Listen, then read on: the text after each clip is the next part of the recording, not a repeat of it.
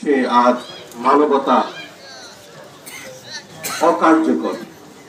সারা পৃথিবীতে মনুষ্যত্ববোধ হারিয়ে গিয়েছে। সারা পৃথিবী থেকে ঐক্যবদ্ধ না থাকার কারণে তার পরিণাম কি আমরা দেখতে পাচ্ছি। আমরা সারা বিশ্ববাসী, বিশ্ব মুসলিম, বিশ্ব মানবতাকে বলবো জাগ্রত হওয়ার জন্য। যেখানে ছোট ছোট শিশু বাচ্চাদের আত্মনাদ, কারো মা নাই, কারো বাবা নাই, কারো এক পা উড়ে গেছে, কারো হাত উড়ে গেছে।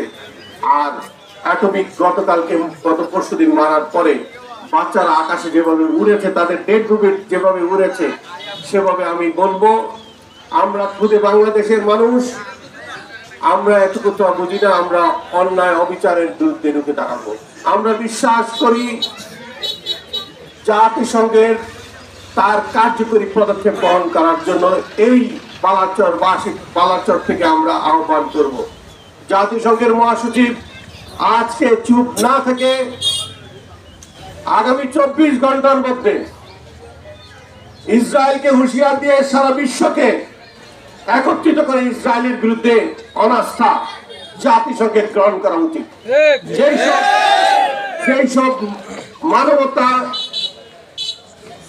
যেসব মানবতা বিরোধী কাজ করছেন, এই জাতিসংঘ থেকে তার সদস্যপদ বাতিল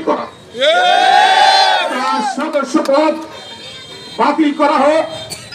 আর আমরা যারা এই লেবাননের দিকে তাকিয়ে আছি, ফিলিস্তিনের দিকে তাকিয়ে আছি, মুসলিম বিশ্বের দিকে তাকিয়ে আছি, আমাদের এখান থেকে যাত্রা শুরু করা উচিত। যেসব পণ্যগুলি ইসরায়েলি, সেই সব পণ্য বয়কট করা উচিত। অন্তত আমরা যদি আমাদের বাচ্চাদের এই অবস্থা হতো, আমাদের যদি এই অবস্থা হতো, আমরা কি করতাম? আমি একাই যুদ্ধ ঘোষণা করতাম। সেখানে আমি আমার বাসায় আজকে থেকে ইসরায়েলি কোনো পণ্য আমি আমার বাসায় ঢুকতে দেব না। আপনারা কি করবেন? আমাদের ব্যবসায়িক ভাইরা যারা আছেন, আমি তাদেরকে অনুরোধ করব, যেই সব ইসরায়েলি পণ্য আছে সেই সব পণ্যগুলির নাম সবাই সবার সাথে শেয়ার করবেন। আজকে থেকে আপনারা দোকানে এইসব মালগুলি রাখবেন না। আপনি রাখতে পারেন, কিন্তু আপনি মানবতার পক্ষের লোক না, আমরা ধরে নিব।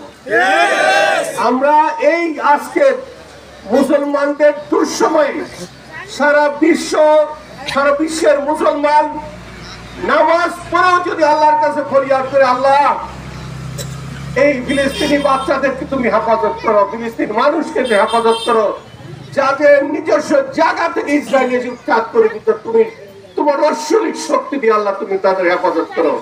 আমি বিশ্বাস করি আমাদের প্রত্যেকটা মুসলমান নামাজের পরে প্রত্যেক হুজুর স্পেশালি ফিলিস্তিনি মানুষের জন্য মুনাজাত করা উচিত, এবং আমাদের সবাইকে ঐক্যবদ্ধ হওয়ার জন্য 2-4 কথা নামাজের আগে অথবা নামাজের পরে বলবেন।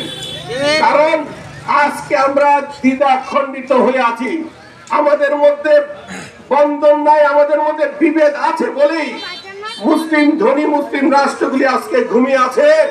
তারা দেখছে আমাদের উপর কত নির্যাতন হচ্ছে। আমরা বিশ্বাস করি সারা বিশ্বের যে মুসলিম কান্ট্রির মধ্যে অ্যাটমিক আছে, তারা যদি 1965 সনের মধ্যে জাতিসংঘে যেভাবে একটা ইশতেহার ঘোষণা করেছিল, সেরকম ভাবে যদি একটা চিৎকার করে একজন মুসলিম নেতা বাইর হয়ে আসে এবং যদি বলা হয় 24 ঘন্টার মধ্যে ইসরায়েল যদি যুদ্ধ ঘোষণা করা না হয়, তারা সারা বিশ্বকে তামায় পরিণত করা হবে। নেতা দরকার। আমরা আজকে থেকে আমরা যে কোনো সময় যে কোনো পরিস্থিতিতে আমরা মুসলমান ভাইদের পক্ষে আছি, এটা আমাদের আচরণে দেখাই দিতে হবে। প্রত্যেক মুসলমানদের জন্য প্রত্যেক মসজিদে আমরা দোয়া করব এবং নামাজের পরে ফরিয়াদ করব। আমাদের কাছে কিছু করার নাই, আল্লাহর কাছে ফরিয়াদ করা এবং মুসলিমদের মধ্যে অটুট শক্তি বন্ধন তৈরি করা, সারা বিশ্ববাসীকে দেখানো দরকার আমরা বাংলাদেশের মানুষ মুসলিম জাহানের জন্য আমরা সবাই এক। আপনাদের কাছে অনুরোধ করব, ব্যবসায়ীদেরকে বুঝাবেন যেন ইসরায়েলি পণ্য বর্জন করেন এবং আমরা সবাই যেন রব্বুল আলামিনের কাছে ফরিয়াদ করি, মহান রব্বুল আলামিন যেন এই বিপদে আমাদের দিকে তাকান, আমাদেরও যদি কোনো ভুল ত্রুটি হয়ে থাকে মাফ করে দিয়ে বিশেষ করে ফিলিস্তিনি মানুষেরকে হেফাজত যেন করে। আমরা বিশ্বাস করি ফিলিস্তিনি মানুষকে রব্বুল আলামিন আর কত রক্ত জলে তোমার আরশ কাঁপবে, আর কত মুসলমান মরলে তোমার আরশ কাঁপবে।